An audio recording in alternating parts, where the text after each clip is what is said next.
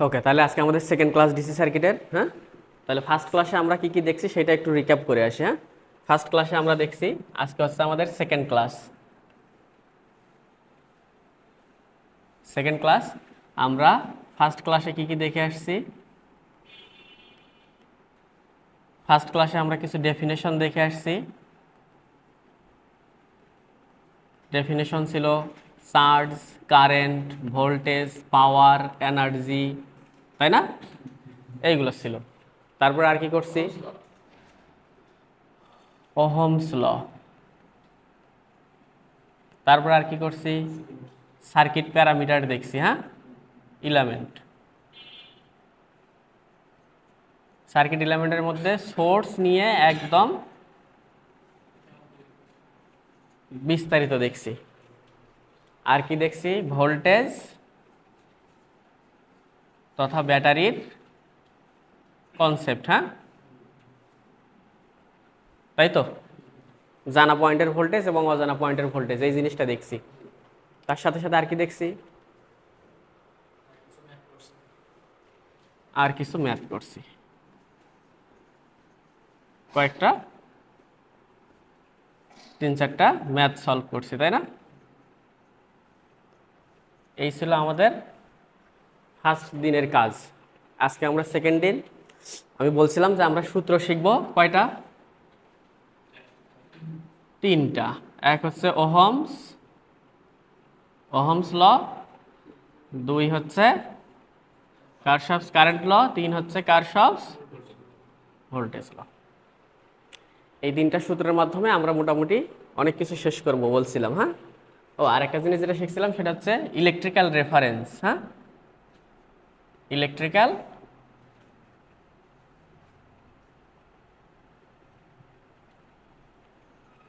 Reference, এটা শিখছিলাম না? ওকে, এই ছিল আমাদের ফার্স্ট দিনের ক্লাস।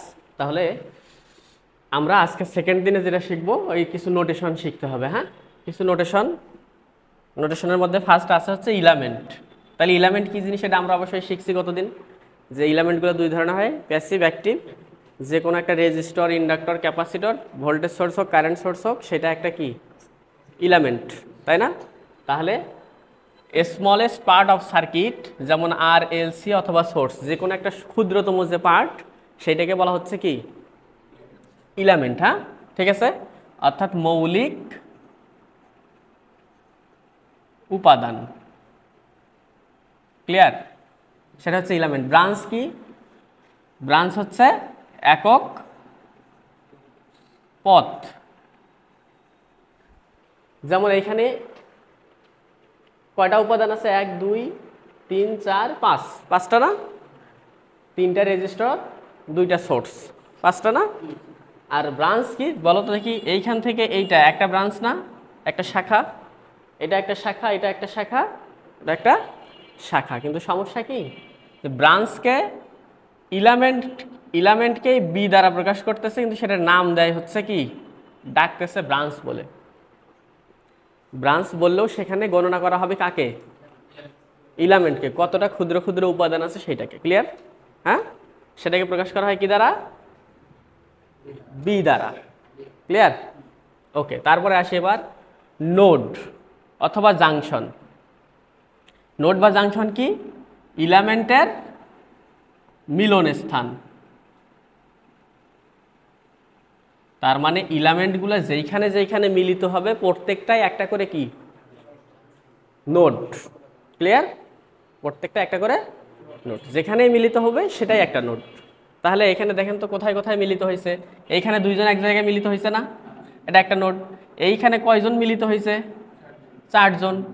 আমার কথা 2 জন মিলিত হোক, 4 জন মিলিত হোক, কতজন মিলিত হয় হোক, যে কোথাও ইলামেন্ট মিলিত হইল মানে সেইটার নাম হবে নোড। ক্লিয়ার? এখন এই নোডগুলো আবার 2 ধরনের, একটা এসেনশিয়াল আর একটা নন এসেনশিয়াল। এসেনশিয়াল মানে কি? এসেনশিয়াল মানে অত্যাবশ্যকীয় নাকি অতি জরুরি না? তাহলে নোটগুলোর মধ্যে মিলিত হইলেই কি সেটা নোট ধরবো আমরা? 2 জন মিলে একটা পরামর্শ করছে, আর 3 জন মিলে পরামর্শ করছে, 5 জন মিলে পরামর্শ করছে, অত্যাবশ্যকীয় বা গুরুত্বপূর্ণ কোনটা হবে? দুইজনেরটা গুরুত্ব দিয়ে দেখবো নাকি দুইয়ের অধিকেরটা? সেম টু সেম কাজ। হ্যাঁ, তাহলে এসেনশিয়াল নোড হইতে গেলে অবশ্যই কয়টা উপাদানের মিলিত হতে হবে? দুইয়ের অধিক। যদি দুইয়ের অধিক মিলিত হয় তাহলে তাকে বলা হবে কি নোড? Essential node. তাহলে এসেনশিয়াল নোড হচ্ছে এইখানে লেখা 3 বা 3-এর অধিক। এই যে ইকুয়াল চিহ্ন দিছে সেজন্য 3 লেখছে। হ্যাঁ, বাট আমরা ইকুয়ালটা যদি তুলে দেই মানে 2-এর অধিক। 2-এর অধিক যদি এক জায়গায় মিলিত হয় তখন সেটাকে বলবো কি নোড? Essential node. ওকে, আর নন এসেনশিয়াল মানে খালি দুইটা এক জায়গায় মিলিত হবে। তাহলে এটা কি এসেনশিয়াল না নন এসেনশিয়াল? নন এসেনশিয়াল। এই তিনটা মিলে এক জায়গায় মিলিত হয়েছে না? 4 জন মিলিত হয়েছে, 1 2 3 4, 4 জন। তার মানে এটা এসেনশিয়াল না? এটাও কি এসেনশিয়াল। ঠিক আছে, এই নোড হইলেই সেটা গণনা করা হবে কিসের মাধ্যমে? এন এর মাধ্যমে। তাহলে এসেনশিয়াল হোক অথবা নন এসেনশিয়াল হোক, ডাজ নট ম্যাটার, নোড হইলেই তাকে কাউন্ট করতে হবে কিসের মাধ্যমে? এন এর মাধ্যমে। ক্লিয়ার? ওকে, নেক্সট আসে লুপ।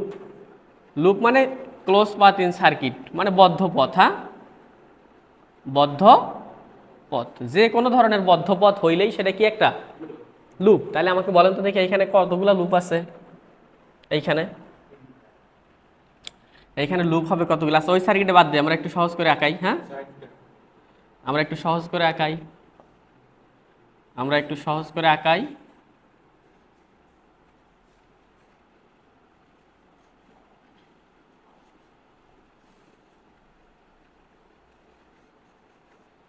এই সার্কিটের লুপ কয়টা হবে?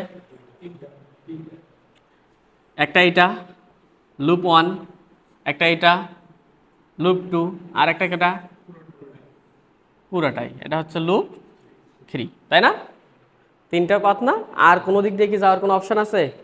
আমি এই যে এইখান থেকে শুরু করে এদিক দিয়ে ঘুরে এখানে আসতে পারি, আমি এইখান থেকে শুরু করে এদিক দিয়ে ঘুরে এখানে আসতে পারি, আমি এইখান থেকে শুরু করে এদিক দিয়ে ঘুরে এখানে আসতে পারি। ঠিক আছে, তাহলে যে কোনো ধরনের বদ্ধ পথকে আমরা বলবো কি? লুপ। এখন লুপের মধ্যে আবার কথা আছে, দেখেন বলছে ইন্ডিপেন্ডেন্ট লুপ আর হচ্ছে জেনারেলাইজড লুপ। হ্যাঁ, তাহলে ইন্ডিপেন্ডেন্ট লুপ কি? স্বাধীন লুপ না? হ্যাঁ, তাই তো। তাহলে কোনো দেশের অভ্যন্তরে যদি আরও অন্য কোনো ছোট ছোট দেশ থাকে তাহলে তাকে স্বাধীন দেশ বলে সাধারণত, নাকি বিদ্রোহী গোষ্ঠী থাকলে তখন সেটা অস্থিতিশীল পরিবেশ থাকে নাকি? তাহলে কোনো একটা লুপের মধ্যে যদি অন্য কোনো লুপ না থাকে তাহলে সেটাকে বলবো কি লুপ? স্বাধীন লুপ। আর যদি একটা লুপের ভিতরে আরও 2-3 জন আছে তাহলে সেটা কি স্বাধীন হবে? তাহলে এইখানে তাকান, এইখানে L1টা কি লুপ? স্বাধীন না? তাই তো। L2টা, কিন্তু L3-র মধ্যে আরও কয়জন আছে? এরা 2 জন যদি বিদ্রোহ করে তো দেখা গেল এর পেট ফেটে এদিক দিয়ে একটা বের হয়ে গেছে, পেট ফেটে আরেক দিয়ে বের হয়ে গেছে, তাহলে ওই লুপ 3-র কি কোনো অস্তিত্ব থাকবে? তাহলে লুপ 3 কি ইন্ডিপেন্ডেন্ট লুপ বলা যাবে নাকি এমনিতেই জেনারেলাইজড লুপ হবে? জেনারেল লুপ না? এক কথায় লুপ মানে যে কোনো ক্লোজ পথ, কিন্তু স্বাধীন লুপ হবে কখন? যখন ওর মধ্যে আর কোনো লুপ থাকবে না। ক্লিয়ার? বুঝতে পারছি? তাহলে ইন্ডিপেন্ডেন্ট লুপ এই যে contains at least one branch আর not another loop, একটা ব্রাঞ্চ অন্য কোনো লুপের মধ্যে, একটা শুধু ব্রাঞ্চ অন্য কোনো লুপের মধ্যে থাকতে পারবে। এই লুপের এই ব্রাঞ্চটা শুধু কি আছে? এই লুপের সাথে কানেক্টেড না? অন্য কোনো কিছু কানেক্টেড আছে না। এটা এত কঠিন না করে আমরা বলবো যে কি, আমরা এটাকে সহজ করে বলি যে একক লুপ যার মধ্যে কি নাই? অন্য কোনো লুপ নাই, সেটাই হচ্ছে কি লুপ? Independent loop. ক্লিয়ার? আর জেনারেলাইজড লুপ যে কোনো ধরনের ক্লোজ পথ হইলেই সেটা কি একটা লুপ। এবার আসুন মেশ হচ্ছে কি? এই ইন্ডিপেন্ডেন্ট লুপটাই মেশ। ঠিক আছে, smallest loop or independent loop is mesh. তার মানে একটা ইন্ডিপেন্ডেন্ট লুপটা কি বলা হবে? Mesh. No loops inside it, মানে এটার ভিতরে আর কোনো কি নাই? লুপ নাই। তাহলে সেটাই আগে একটু পরে আসলাম না? ক্লিয়ার? তাহলে এই লুপ যে কথা, এটাকেই কি বলবো আমরা? মেশ। তাহলে মেশ 1 এটা কি? মেশ 2। এইটা কি মেশ হইতে পারবে? মেশ হতে পারে না, এটা মেশ হইতে পারবে না। ক্লিয়ার? তার মানে মেশ হইতে গেলে একক লুপ হইতে হবে। ক্লিয়ার? ওকে, এবার আসি ব্যাটারি। ব্যাটারি রিডিং মানে তো আমরা বুঝছি, এটা কতদিন দেখছি না, potential difference between positive and negative terminal, কতদিন দেখছি না। তাহলে ভাই এইখানে কি দাঁড়াইলো? আচ্ছা, আরেকটা কথা হচ্ছে, এই ইন্ডিপেন্ডেন্ট লুপ আছে না, এই ইন্ডিপেন্ডেন্ট লুপটাকে এল দ্বারা কাউন্ট করা হয়। তাহলে এখানে কয়টা কাউন্টেবল জিনিস পাইলাম আমরা? একটা পাইছি কি, একটা পাইছি বি। বি মানে কাকে গুনবো? এলিমেন্ট, কিন্তু এটাকে বইয়ে দেওয়া আছে ব্রাঞ্চ। হ্যাঁ, ব্রাঞ্চ যদি ব্রাঞ্চ বলে তারপরে কাকে গুনবো? এলিমেন্টগুলোকে গুনবো। আর একটা কি পাইলাম? এন। এন মানে কাকে গুনবো? নোড। কোনো বাধ্যবাধকতা আছে? যে কোনো ধরনের নোড হোক, নোড হইলেই তারে এন দ্বারা কাউন্ট করব। ক্লিয়ার? তারপরে আরেকটা কি পাইলাম? এল। এই এল মানে কি কাউন্ট করব?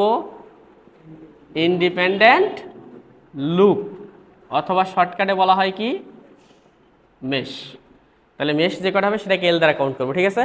এই বি এন এল এই তিনটার মধ্যে সুন্দর একটা সম্পর্ক আছে। হ্যাঁ, সুন্দর একটা সম্পর্ক আছে। কি ধরনের সম্পর্ক? সম্পর্কটা হচ্ছে এরকম, B equal to N L plus N minus one. এটা হলো সূত্র। ক্লিয়ার? এখন এটা অনেক সময় উল্টাপাল্টা হয়, প্রশ্নে এরকম দেওয়া থাকে, N is equal to B plus L minus one, অথবা L is equal to N plus B minus one. তো এখানে কনফিউজিং হয়ে যায় যে আসলে কোনটা রাইট সম্পর্ক। ঠিক আছে? মনে রাখার একটা নিনজা টেকনিক দেই। আমার এতটুকু মনে থাকবে যে বাম পাশে একজন থাকে আর ডান পাশে সবাই যোগ করে এক বিয়োগ হয়। এইটা কমন সেন্স মাথার মধ্যে খুব সহজেই থাকে, কিন্তু কে বাম পাশে থাকে এটা নিয়ে ঝামেলা হয়। তাহলে এটাকে আমরা সলিউশন দেবো হচ্ছে, ABCD অক্ষরগুলো আছে না, সবার ফার্স্ট কে? বি। তাহলে বি আগে থাকবে। ক্লিয়ার? হ্যাঁ, তাহলে বি আগে থাকবে, আর বাদ বাকি দুনিয়ার যা আছে সব যোগ করে এক বিয়োগ। টেকনিক বোঝা গেছে? ওকে, ডান। তাহলে মূলত আজকে আমরা এখানে কি দেখলাম? আজকে এখানে আমরা কি দেখলাম? যে কিছু উপাদান দেখলাম, এলিমেন্ট দেখলাম, ব্রাঞ্চ দেখলাম, নোড দেখলাম। নোডের মধ্যে আবার কিছু প্রয়োজনীয় আছে, কিছু অপ্রয়োজনীয় বলবো না, বা তো এরকম গুরুত্বপূর্ণ না, তাই তো? তারপরে লুপ দেখলাম, লুপের মধ্যে ইন্ডিপেন্ডেন্ট লুপ দেখলাম। আর কি দেখছি? যেটা ইন্ডিপেন্ডেন্ট লুপ ওইটাই মেশ, তাই না? ওকে, তাহলে এই দেখছি। তাহলে আমাদের এই সার্কিটে তাহলে কি হবে বলেন তো দেখি? এই সার্কিটে বি কত হবে? এই সার্কিটে বি, বি মানে কি উপাদান না? কয়টা? 1 2 3 4 5। কানার মতো হাসতে হাসতে গুনলেও পাবো, তাই না? তারপরে এল, লুপ কয়টা বলেন? লুপ মানে কি? একক লুপ।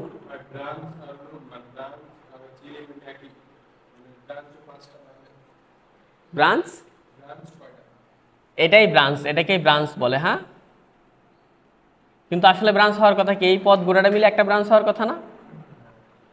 কিন্তু ব্রাঞ্চ বলে এলিমেন্টকে কাউন্ট করা হয়। বুঝতে পারছি? তাহলে এল কয়টা বলেন? এই লুপ কয়টা? এইখানে একটা, এইখানে একটা, এইখানে একটা। এই লুপ হলে কি ইন্ডিপেন্ডেন্ট লুপ হইতে হবে? ইন্ডিপেন্ডেন্ট লুপ হইতে হবে না? কয়টা? 3টা। এবার আসেন, নোট কয়টা? নোট 3টা না? 1টা 2টা 3টা না? তাহলে ওই সম্পর্ক একটু জাস্টিফাই করেন তো দেখি, সম্পর্কটা জাস্টিফাই করেন তো দেখি। বি ইকুয়াল কে ছিল? N plus L minus one. তাহলে বি কত? 5। 5 না? 5। এন এর মান কত? 3। এল এর মান বিয়োগ কত? জাস্টিফাইড হয়? হ্যাঁ, ক্লিয়ার? বুঝতে পারছি? ওকে,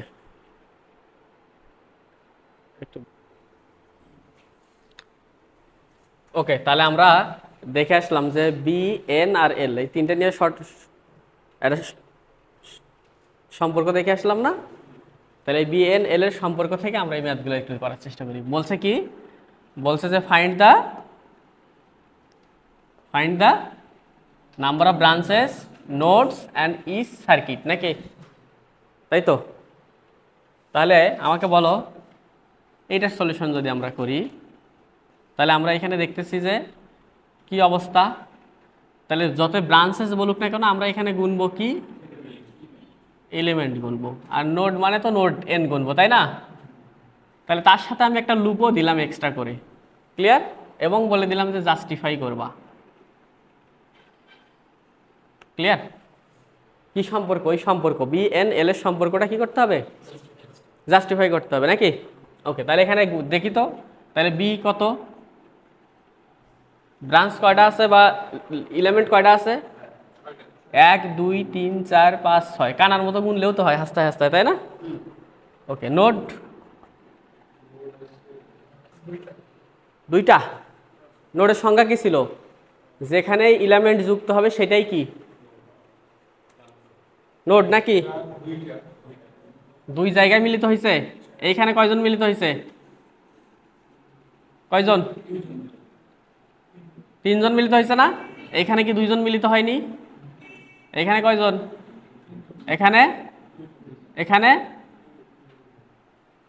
তাহলে কয়টা নোড হইল? কয়টা?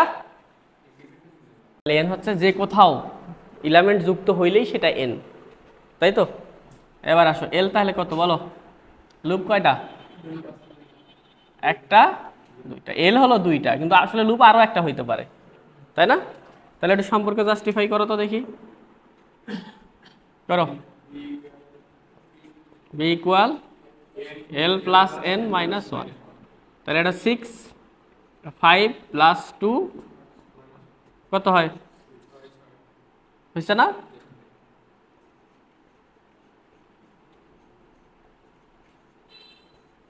তাহলে এটা নিজেরা বলবা, বলো বি কত?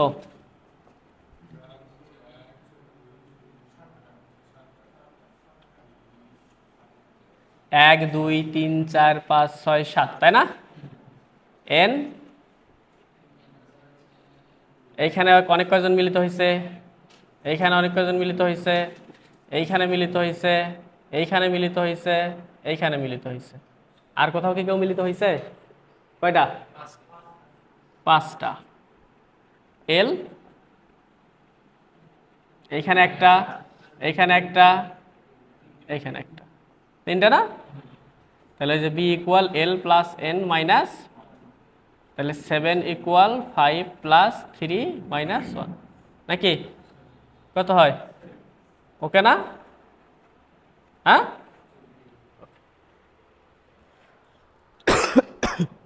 তাহলে আমার একটা টিপস আছে, তোমাদের এইটা গুনতে ভুল করো বারবার, তাই না? ওটা গুনতে বারবার ভুল হয় না? তাহলে এটা গুনবা না, এটা না গুনে কি করবা? এই যে বি আর এল গুনবা, হাসতে হলে তো বি পাওয়া যায়, কানার মতো মাথা গুনলেও তো বি পাওয়া যায়। আর এল মানে কি, কয়টা ঘর আছে সেটা গুনলেই তো হয় না?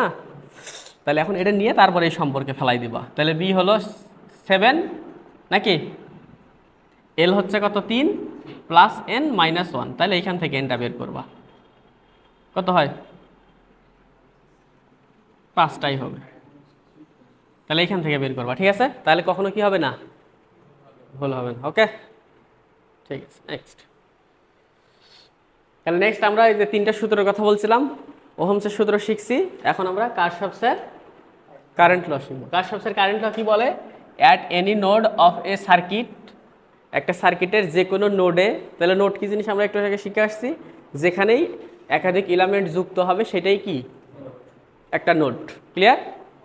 তাহলে যে কোনো নোডে, at any node of circuit, যে কোনো সার্কিটের যে কোনো একটা নোডে, the algebraic sum of current, কারেন্টগুলোর বীজগাণিতিক যোগফল কত হবে? 0 হবে। তাহলে এইটা একটা সার্কিটের নোড না? এটা, এটা একটা নোড না এইটা, তাই তো? তাহলে বীজগাণিতিক যোগফল 0। বীজগাণিতিক যোগ বলে আমরা ধরতেছি যে, আমরা ধরবো যে আগত কারেন্ট, আগত আগত আইগুলোকে প্লাস ধরতেছি, হ্যাঁ, আর নির্গত কারেন্টগুলোকে কি ধরতেছি? নির্গত আইগুলোকে নেগেটিভ ধরবো। মানে আমার কাছে যদি কেউ আসে তাহলে সেটা পজিটিভ, আমার কাছ থেকে যদি কেউ দূরে যায় তাহলে সেটাকে নেগেটিভ, তাই তো? এখন আপনি চাইলে এটাকে কি ধরতে পারেন? উল্টাটাও ধরতে পারেন। আপনার কাছে কেউ আসলেই নেগেটিভ, একা একা থাকতে পছন্দ করে, কেউ আসলো মানে ঝামেলা, ভালো লাগে না। আর যদি কেউ চলে যায় তাহলে ভালো, একা একা থাকতে পারবে। হ্যাঁ, যে কোনোটা হতে হবে, ঠিক আছে। মানে আগতগুলোকে প্লাস ধরলে বের হয়ে যাওয়াগুলোকে মাইনাস ধরতে হবে, বের হয়ে যাওয়াগুলো প্লাস ধরলে আগত আসাগুলোকে কি করতে হবে, কি মাইনাস ধরতে হবে, ঠিক আছে। তাহলে সেইখান থেকে বাঙালি বলে কি, তাহলে আগত কারেন্ট ইকুয়াল কি, তবে যতগুলো আসবে সেগুলো প্লাস, যতগুলো বের হয়ে যাবে সেগুলো কি মাইনাস। তো যতগুলো আসবে ততই তো বের হয়ে যাবে। তাহলে আমরা এত কিছু না বলে আমরা সরাসরি বলবো যে summation of I node equal কি। তাহলে এইখানে কি হবে বলেন তো দেখি, summation of I node equal 0। তাহলে আগতকে +6, নির্গতকে -2, নির্গতকে -4। দেখেন তো কি হয়, শোকসুদ্ধায় 0 হবে না? হ্যাঁ 0 তো। তাহলে আগত কারেন্ট ইকুয়াল কি হবে, নির্গত কারেন্ট। আচ্ছা কেসিএল, এটা একটা পানির প্রবাহ দ্বারা বোঝানো হয়েছে, এটা একটা কি নোড অথবা জাংশন।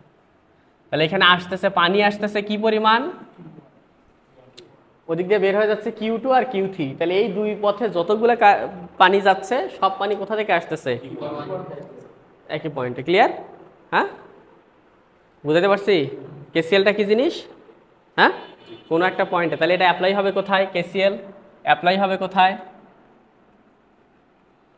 অ্যাপ্লাই হবে কোথায় বলেন, অ্যাপ্লাই হবে নোডে। কাজ করে কি নিয়ে, কাজ করে কারেন্ট নিয়ে। পাবো কি, এইখান থেকে আই নিয়ে কাজ করবো নাকি, কাজ করে পাবো কি, পড়াশোনা করতেছি, ইঞ্জিনিয়ারিং শিখতেছি, হয় চাকরি পাবো নাহলে ডুয়েট পাবো নাকি, হ্যাঁ নাহলে সুন্দরী বউ। তাহলে এখানে কারেন্ট নিয়ে কাজ করবো, পাবো কি, পাবো সাধারণত ভোল্টেজ অথবা কারেন্ট। আমি সাধারণত ভোল্টেজ পেতে পারি অথবা কি পাবো, কারেন্ট পাবো। ক্লিয়ার? তাহলে কেসিএল অ্যাপ্লাই হবে কোথায়, কাজ করব কারেন্ট নিয়ে, পাবো ভোল্টেজ অথবা কারেন্ট। আর কেসিএলটা হচ্ছে কোনো একটা নোড অথবা কোনো একটা বিন্দুতে sum of all individual current equal 0। সেক্ষেত্রে আমরা আগত কারেন্টগুলোকে প্লাস ধরতেছি আর নির্গত কারেন্টগুলোকে মাইনাস ধরতেছি। আরেকটা জিনিস মনে করে দিতে চাই, আমরা আই সমান সমান কত কি শিখে আসছিলাম বলেন তো দেখি, V divided by R, V higher minus V lower divided by R, তাই না? তারপর আর কি শিখে আসছিলাম, পি ডিভাইডেড বাই ভি। তারপর আর কি শিখে আসছিলাম, root over P divided by R. আর কি শিখে আসছিলাম, কিউ ডিভাইডেড বাই টি। এর বাইরে দুনিয়াতে আর কোনো কারেন্টের সূত্র আশা করি লাগবে না। হ্যাঁ, তাহলে এখানে কারেন্ট নিয়ে কাজ করবো, তাহলে কারেন্ট জানতে হবে না, কারেন্ট কোথা কোথা থেকে আসতে পারে। ক্লিয়ার? ওকে। আর আরেকটা কথা, মোস্ট ইম্পর্টেন্ট কথা, এই কারেন্ট ল এটা নোড অ্যানালাইসিসের কি ভিত্তি। নোড অ্যানালাইসিস, নোডাল অ্যানালাইসিস করি না আমরা, তাহলে নোডাল অ্যানালাইসিসের মূল ভিত্তি কি, কেসিএল। হ্যাঁ ঠিক আছে।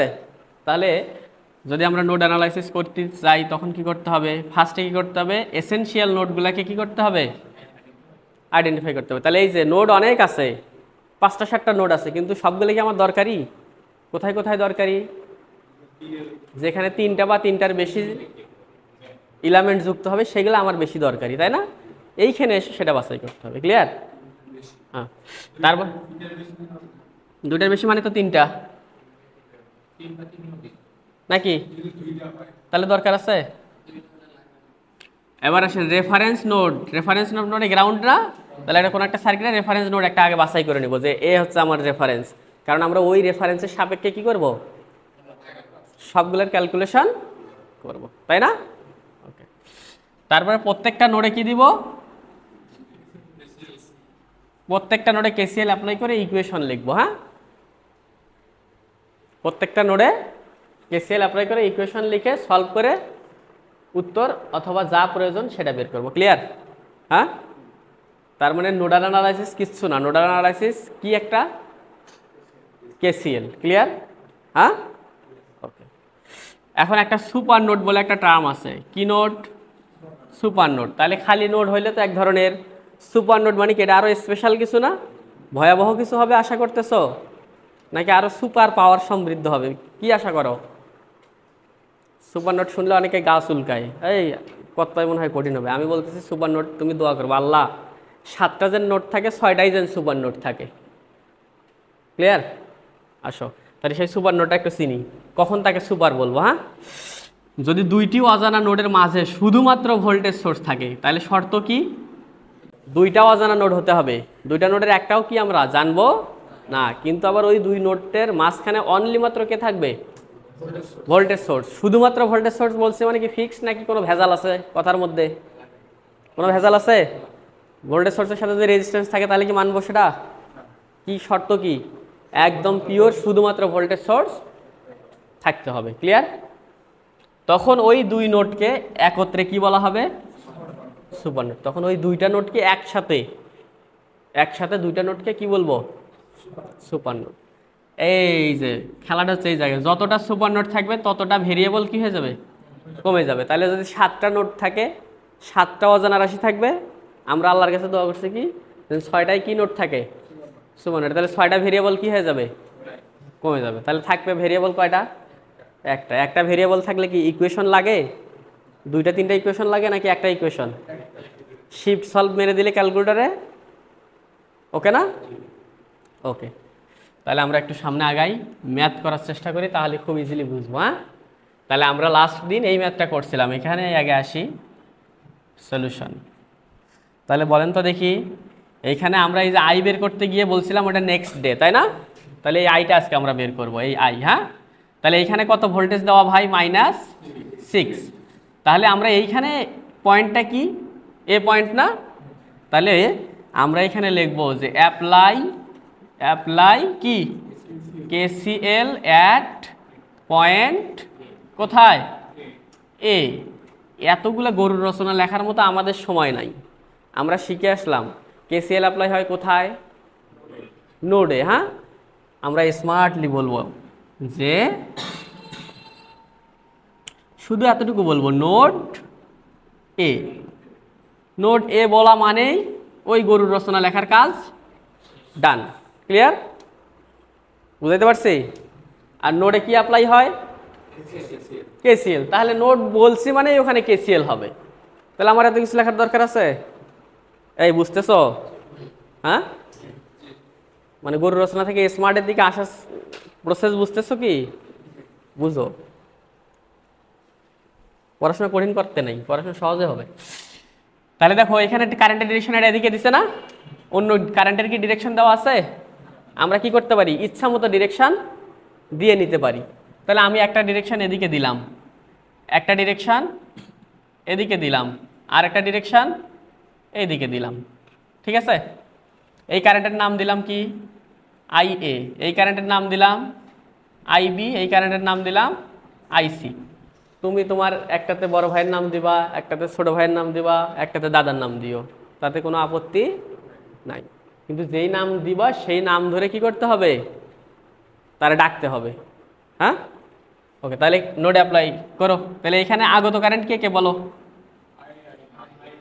তাহলে আই এটা অবশ্যই প্লাস হবে, IBটাও অবশ্যই কি হবে? প্লাস হবে। IA IB দুইজনে আসতেছে না নাকি? আর IC কি হয়ে যাচ্ছে? বের হয়ে যাচ্ছে। আইটাও কি হয়ে যাচ্ছে? বের হয়ে যাচ্ছে, সেজন্য মাইনাস। তাহলে এটাই summation of I node equal 0 হইল না? সামেশন আগত কারেন্টগুলোকে প্লাস করলাম আর নির্গত কারেন্টগুলোকে কি করছি? মাইনাস করছি। করার ফলে ইকুয়াল কি দিয়ে দিছি? 0। হ্যাঁ, তাই তো? এ তুমি বুঝতেছ? আসছো তো দেরি করে, পাপ করছো তো ওই জায়গায়। ওকে, তাহলে আমরা এই আই KCL মানে আই নিয়ে কাজ করলাম, কিন্তু আই এর মান বসাইতে হবে না? আই মানে কি? V বিয়োগ V ডিভাইডেড বাই R। তাহলে এই আই কোথা থেকে আসতেছে? এইখান থেকে না? তাহলে এর এই মাথায় কত ভোল্ট আর ওই মাথায় কত ভোল্ট? তাহলে 0 মাইনাস ইন্টু -6 ভাগ রেজিস্ট্যান্স কত আছে? 5 + 7। তাই তো? বুঝছি কি এই কথাটা? ওই যে ভোল্টেজ হায়ার ভোল্টেজ থেকে লোয়ার ভোল্টেজের দিকে যায় কারেন্ট। তাহলে 0টা হাই ভোল্টেজ নাকি -6টা হাই ভোল্টেজ? অবশ্যই 0, কারণ 0 এখন মাটিতে আছে আর -6 কি কবরে চলে গেছে, তাই না? আর +18 মানে আসমানের দিকে গেছে। তারপরে বলো আইবি, আইবি কোথা থেকে কোন দিকে যায় ভাই? ও এইখান থেকে এদিকে আসে না? তাহলে ওই মাথা কত? 18 আসতেছে কোথায়? মাইনাস ইন্টু -6, তাই না? ডিভাইডেড বাই 6 মাইনাস আইসি কত বলো? -6। তাহলে এটা কি করা উচিত ছিল? -6 বিয়োগ 0 ভাগ কত? 6। তাহলে এটা -6 কম ভোল্টেজ 0 ভোল্টেজ, তাহলে এটা এদিক দেওয়া উচিত ছিল না? আমরা ভুলে কি করছি? উল্টা দিকে দিচ্ছি নাকি? তারপরে ভুল ভুল নয়, কারেন্টের কোনো ডিরেকশন ভুল, এটা কোনোদিনও ভুল না। ক্লিয়ার? আমরা উড়াধুরা যে কোনো দিক দিতে পারবো। ক্লিয়ার? কারেন্টের হাই থেকে লোর দিকেই যাবে এমন কোনো গ্যারান্টি আমাদের দেওয়ার দরকার নেই। আমরা ডিরেকশন যদি উল্টা দেই মান আসবে নেগেটিভ। ক্লিয়ার? তার মানে কারেন্টের ডিরেকশন নিয়ে টেনশন করার কিচ্ছু নাই, উড়াধুরা যেদিক সেদিক দিবা। হ্যাঁ, তারপরে কি? মাইনাস আই, এই আয়ের মান কি বের করতে পারবো? আয়ের মান কি এরকম ভি বিয়োগ ভি ভাগ রেজিস্ট্যান্স দিতে পারবো? ওটাকেই তো বের করবো নাকি? তাহলে এই যে আই সমান সমান থেকে গেল। অথবা একটু কাজ করা যায় না, আইটাকে ওই পাশে পার করা যায় না? মাইনাস আইটা সমান সমানের ও পাশে গেলে কি হবে? তাহলে এইটা হিসাব করলে কি বের হবে আয়ের মান? হ্যাঁ, এই অংশটুকু হিসাব করা যাবে না? যাবে? কত হয় হিসাব করো, একদম কুইক, তোমাদের হিসাব করার দরকার নেই। দেখো তাহলে 6 ডিভাইডেড বাই 7 যোগ 5, তারপরে হচ্ছে যোগ ভাগ 6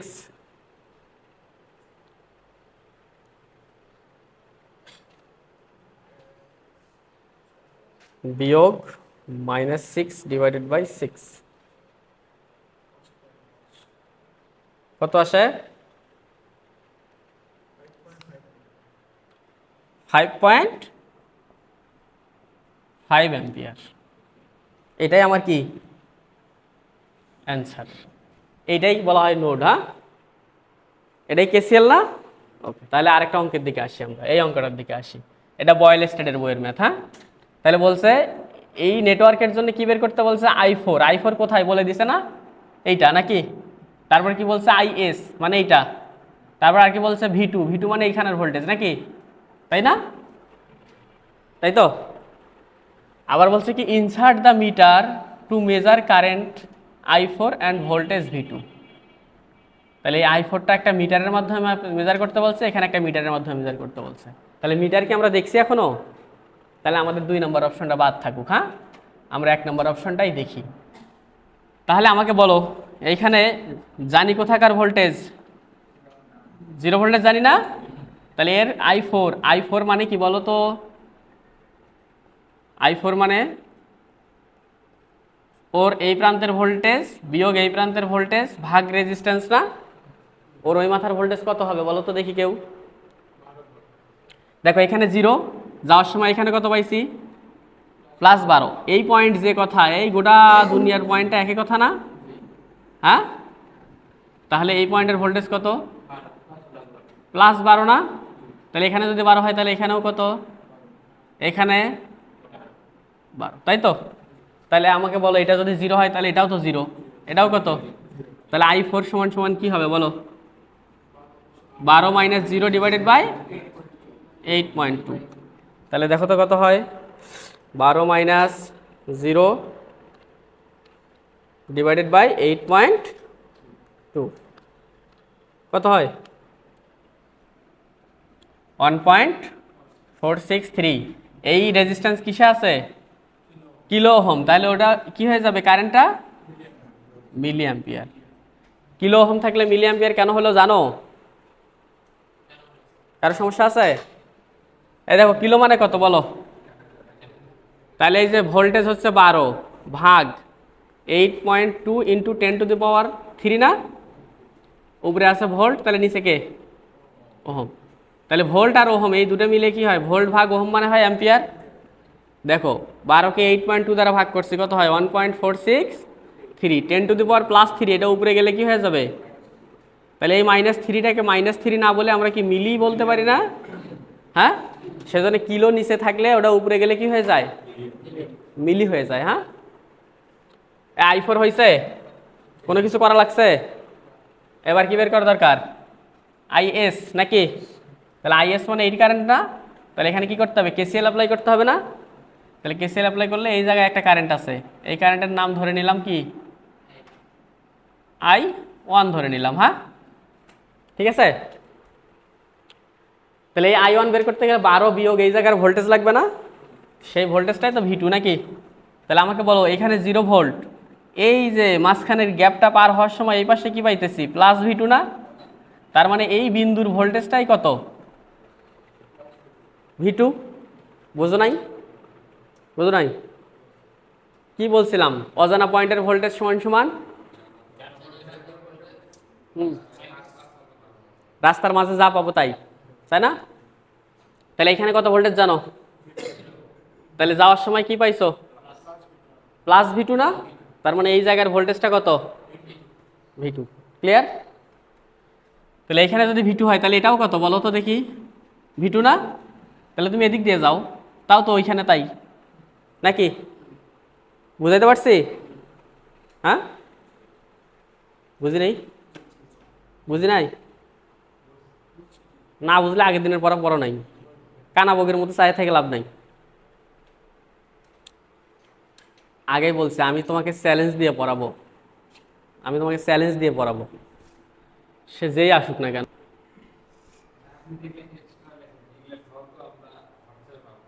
হ্যাঁ, যা আছে সব পাবো। হ্যাঁ, এই ওকে। তাহলে I4 ইকুয়াল হইলো। তাহলে কোনো কিছু অ্যাপ্লাই করাই লাগেনি, আমরা জাস্ট বেসিক কিছু জিনিস শিখছি, সেটা দিয়ে I4 বের হয়েছে, তাই না? এখন V2টা বের করতে হবে। V2 মানে এই জায়গার ভোল্টেজ না? তাহলে এটা একটা নোড ভোল্টেজ। তাহলে আমরা কি করব? নোড কে V2, নোড V2তে নোড মানে তাহলে কি অ্যাপ্লাই করতে হয়? কেসিএল। কেসিএল কারে বলে? খায় না মাথায় দেয় বলো? এদিকের কারেন্ট, এখানে আগত কারেন্ট কি হচ্ছে? I1 নাকি? এদিক দিয়ে বের হয়ে যাচ্ছে ধরো এটা I2, এদিক দিয়ে বের হয়ে যাচ্ছে ধরো এটা I3 ধরলাম। হ্যাঁ, তাহলে -I2 -I3 ইকুয়াল কি? 0। তাহলে I1 সমান সমান আমাকে বলো তো কি হবে? ওই মাথার ভোল্টেজ কত আর এই মাথার ভোল্টেজ কত? V2 ভাগ কত? 6.8। কারো সন্দেহ আছে? হ্যাঁ, -I2 মানে কি হবে বলো এটা? তাহলে ওই মাথা ভোল্টেজ কত? এই মাথা ভাগ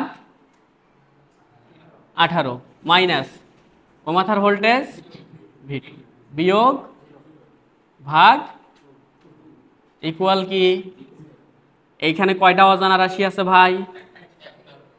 ক্যালকুলেটরের শিফট সলভ মারলে আসবে না? আসবে?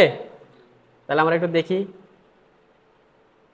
12 minus x divided by 6.8 minus x divided by 18 minus x divided by 2 equal 0। Shift solve 0। তাহলে আসা হচ্ছে V2 এর মান 2.5116 ভোল্ট। তাহলে আমাকে বলো অ্যান্সার হয়েছে? V2 এর মান বের হয়েছে না? তাহলে অ্যাপ্লাই করছি কি? কেসিএল মানে নোড। কাজ করছি কাকে নিয়ে? কারেন্ট কি নিয়ে, কিন্তু রেজাল্ট পাইছি কি? ভোল্টেজ। কথা এবং কাজ ওকে। ভোল্ট কিলো ওহম, তাহলে কারেন্ট হইলো মিলি অ্যাম্পিয়ারে আসতো, কিন্তু ভোল্ট তো ভোল্টেই থাকবে। বলো।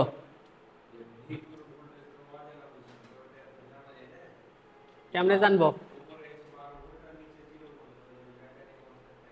হ্যাঁ, ওই 12 ভোল্ট কি এখানে আসতে পারবে? ওই 12 ভোল্ট এখানে আসতে পারবে? মাঝখানে কত ভোল্ট আছে জানো? এইখানে জানো? এইখানে 12 ভোল্ট ছিল, রাস্তা একদম মাঝখানে কোনো ডিস্টার্ব ছিল? ওই ভোল্ট ঠাস করে ওই জায়গায় চলে গেছে। হ্যাঁ, এই যে আর মাথা এখানে বাইরেলে যে কথা, ওর পায়ের মাথার মধ্যে বাইরেলেও একই কথা হবে। হ্যাঁ, বেড়ে বাড়ালে কি ওটের পাবে? মাঝখানে কি আছে? রেজিস্ট্যান্স আছে বা অন্য কিছু আছে? এই বুঝছো? আর একটা কি বাকি আছে? আইএস না? তাহলে আইএস বের করতে গেলে এই 12 ভোল্টে একটা কেসিএল দেওয়া যায়? হ্যাঁ, নাও। আর একটা কথা বলা যায় না? বলো, এই আইএস সমান সমান কি হবে বলো? আইএস সমান সমান এদিক দিয়ে গেল কে? I1, আর ওদিক দিয়ে গেছে কে? I4। ওই যে কেসিএল দিছি মূলত এইখানে। হ্যাঁ, তাহলে এখানে আগত কারেন্ট আইএস আর নির্গত কারেন্ট I1 আর কে?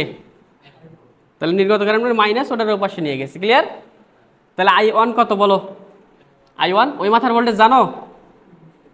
12। এই মাথার ভোল্টেজ কত? 2.5116 না? ভাগ রেজিস্ট্যান্স কত? 6.8, তাই না? যোগ I4। আবার কি ভি বিয়োগ ভি ভাগ আর দেওয়ার দরকার আছে নাকি? ওইখানে বের করছে ওটা নিয়ে এসে বসাই দিলেই হবে নাকি? তাহলে দেখো ভোল্টেজ ভাগ কিলো ওহম, তার মানে এটার একক কি আসবে? আর এটাও কিসে আছে? তাহলে যোগ করে দাও, কত হয়? যোগ করো।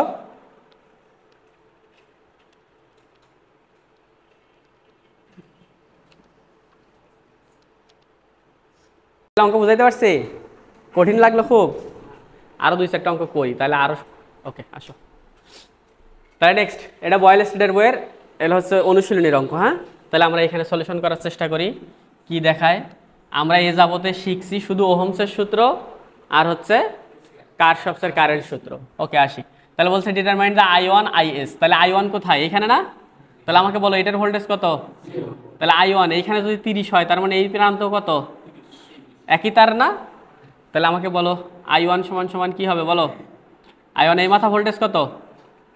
30। ওই মাথা ভোল্টেজ কত? ভাগ কত? তাহলে 3/2 অ্যাম্পিয়ার হবে না? মানে 1.5 অ্যাম্পিয়ার। যারা একটু স্মার্ট তারা জিরো বিয়োগ করার কোনো দরকার আছে? করিও না। তাহলে I1 বের হয়ে গেল, রাইট? এবার কাকে বের করতে হবে? IS। তাহলে ISটা এদিক দিয়ে কারেন্ট আসছে না? ওদিক দিয়ে একটা বের হয়ে গেছে, এদিক দিয়ে আরেকটা বের করে দিই আমরা। হ্যাঁ, ঠিক আছে। তাহলে এখানে কারেন্টের নাম আমি না দিলেও হবে, কোনো সমস্যা নেই। আরও একটু সহজ করো। তাহলে IS মানে কি? ওই দিক দিয়ে গেছে I1 কত? 1.5। আর এদিক দিয়ে কত যাবে? এইখানে আছে কত? 30 বিয়োগ 0 ভাগ কত? 5 না? তাহলে কত হয়? এখানে হয় 6 আর এখানে 1.5, তাহলে 7.5 না অ্যান্সার? নাকি নাকি ঝামেলা আছে? ঝামেলা আছে না? এবার এটাতে আসো, বলো I1 সমান সমান কি হবে বলো? এই মাথা 0, তাহলে 0 বিয়োগ কোথায় যাচ্ছে? সে -8-এ যায়। 8-এ যায় না, -8। বীজগণিতের ক্ষেত্রে মাইনাসের কি দাম নাই? অবশ্যই দাম আছে। আকাশে না তুলে কবরে পাঠাই দিবে নাকি? তাহলে ভাগ কত হবে? 10। 10টা কিসে আছে? কিলোতে না? তাহলে এটা ক্যালকুলেশন করলে 0.8 কি আসবে? অ্যান্সার নাকি? একটা অ্যান্সার হয়েছে। আর একটা কি চাইছে ভাই? IS চাইছে না? তাহলে আমরা এটারও কারেন্ট এদিক ধরি, এটার কারেন্ট ওদিক ধরি, তাহলে তিনটা মিলিয়ে কোন দিক যাবে? তাহলে IS ইকুয়াল কি হবে? তিনটা কারেন্টের যোগফল না? তাহলে আমাকে বলো এদিক দিয়ে কত গেছে? 0.8 যোগ এটা দিয়ে কত যাবে? 0 মাইনাসে মাইনাসে +8 ভাগ কত? 1 না? এই যে 0 -8 ভাগ কত?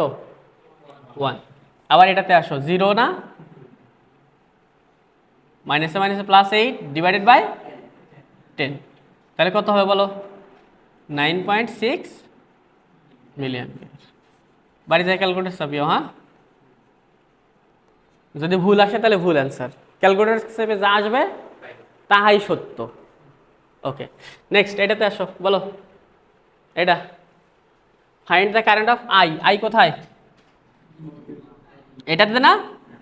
তাহলে আমি এখানে অ্যান্সার করি। হ্যাঁ, যে I বলো এখানে 24, তার মানে এখানেও কত? এটা কত? এটা কত? এখানে কত?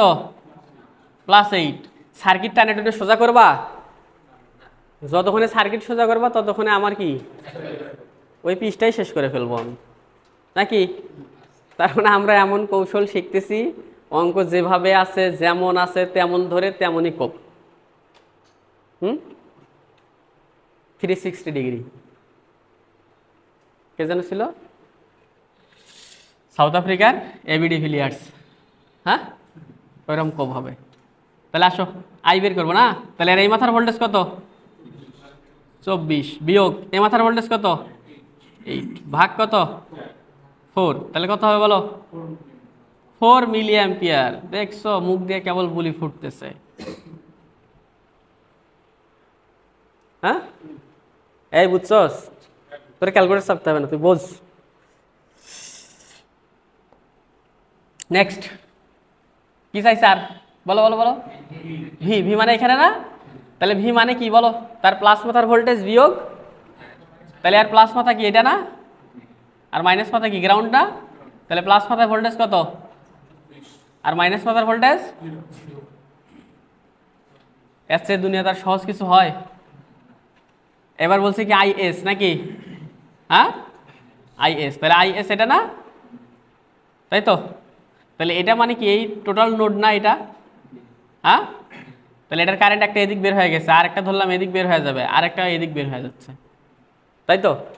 তাহলে আইএস সমান সমান কি হবে? এদিকে যে কারেন্ট বের হয়ে গেল সেটার মান কত হবে? 24 বিয়োগ 0 ভাগ কত? 10। এদিক দিয়ে বের হয়ে গেছে কত যেন বের করছি? 4 বের হয়ে গেছে না, তাই তো? আর ওদিক দিয়ে কত বের হয়ে যাবে? ওদিক দিয়ে এখানে আছে কত? 24 বিয়োগ 0 ডিভাইডেড বাই 2। তাহলে কত হবে? 2.4 প্লাস 4 প্লাস 12। তাহলে টোটাল কত হয়? 18.4 মিলি অ্যাম্পিয়ার, তাই তো? এটা একটা অ্যান্সার না? এটা একটা অ্যান্সার। তাহলে এখানে কেন আইএস সমান সমান ওটা বলে দিছি, বুঝছো তো নাকি? কারণ এই যে আগত কারেন্ট ছিল আইএস, নির্গত কারেন্ট ছিল একটা, নির্গত কারেন্ট ছিল আই, এটা I1 ধরো, হ্যাঁ, আর ওটা ধরো I2। আবার নির্গত কারেন্ট কেটা? এখন এই যে আইএসটা বাম পাশে রাখছি, আর ওগুলো সবগুলো কোন পাশে নিয়ে গেছি? সমস্যা আছে? কি কাজ করছি? কেসিএল। কাকে নিয়ে কাজ করে? কারেন্টকে নিয়ে। কারেন্ট সমান সমান কি হইতে পারে? ভি ডিভাইডেড বাই আর, অথবা ভি এর পার্থক্য ভাগ আর, নাকি? আরও হ্যান ত্যান 700 অনেক কটা সূত্র আছে না? এর বাইরে কোনো কিছু আছে না। Next next dependent source. Dependent source থেকে ভয় পাওয়ার কিছু আছে না? দেখি তো ডিপেন্ডেন্ট সোর্সে কি আছে আসলে, কোথায় আসছে বলো? মানে কি? Coal power generation company Bangladesh limited, 2023-এ আসছে। হ্যাঁ, তাহলে বলছে কি নিচের সার্কিটের V0 এবং 4 ওহমের পাওয়ার বের করো। তাহলে V0 মানে এটা না? তাহলে শুরুতে আমরা কি ধরে নেব? একটা রেফারেন্স নোড ধরে নেব না? এইটাকে 0 ধরে নিলাম। তাহলে এটা যদি 0 হয় তাহলে এটা কত? কত বলো? ওটা 0, V0, তাই না? তাহলে ডিপেন্ডেন্ট সোর্স থাকলে কি করতে হবে? আগে সে যার উপর ডিপেন্ড করে তাকে আগে ধরতে হবে, নাকি? তাহলে এখানে কার উপর ডিপেন্ড করতেছে? I0 এর উপরে না? তাহলে I0 এর ভ্যালুটা আগে বের করতে হবে। তাহলে আমরা এখানে লিখে নেব hair I0 equal, I0 equal কি হবে বলো তো দেখি? I0 মানে এটা না? তাহলে উপরে আছে কেটা? V0, নিচে কেটা? 0 ভাগ কত? তার মানে V0 ডিভাইডেড বাই 4, তাই তো? I0 এর মান কি বের করতে পারছি? বের হয়নি, কিন্তু চেষ্টা করতে হবে। হ্যাঁ, ওকে। এখন আসো নোট দাও, একটা নোট দিয়ে দাও। নোট কোথায়? Note V0। এদিক দিয়ে কারেন্ট প্রবেশ করতেছে কত? প্লাস 0.5 I0, তাই না? এদিক দিয়ে বের হয়ে আসতেছে কত? I0। ওদিক দিয়ে প্রবেশ করতেছে কত? প্লাস 3, তাই না? তাহলে প্রবেশ করলে প্লাস আর বের হয়ে গেলে। এখন আমাকে বলো তো এখান থেকে I0 এর মানটা কি বের করা যাবে? হ্যাঁ, I0 সমান সমান কি হবে বলো? 3 ডিভাইডেড বাই 0.5, 6 অ্যাম্পিয়ার। একটা অ্যান্সার বের হয়েছে। হ্যাঁ, ও আমার চাইছে কি? V0 বের করতে বলছে। তাহলে V0 সমান সমান বের হবে না? অতএব V0 সমান সমান কি হবে বলো? এই যে এখান থেকে হিসাব করো। তাহলে V0 সমান সমান কি? 4 I0 না? ওই যে এখানকার ভোল্টেজ, তাহলে 4 ইন্টু I0 কত হবে? 24 ভোল্ট। অ্যান্সার বের হয়েছে না? আর কি চাইছে ভাই? 4 ওহমের পাওয়ার চাইছে, তাহলে 4 ওহমের কারেন্ট যদি জানি 4 ওহমের পাওয়ার পাবো না, P4 ওহম মানে কি I স্কয়ার ইন্টু আর। তাহলে 4 ওহমের ভিতর দিয়ে কারেন্ট কত যায় 6, তাহলে 6 এর উপরে স্কয়ার ইন্টু 4, 36 ইন্টু 4 কত হয় 144 একক কি হবে ওয়াট নাকি? তাহলে ডিপেন্ডেন্ট সোর্স থাকলে কি ভয় পাওয়ার কিছু আছে? ডিপেন্ডেন্ট সোর্স থাকলে কাজ কি? ডিপেন্ডেন্ট সোর্স যার উপর নির্ভর করে, যার উপর কি করে ডিপেন্ড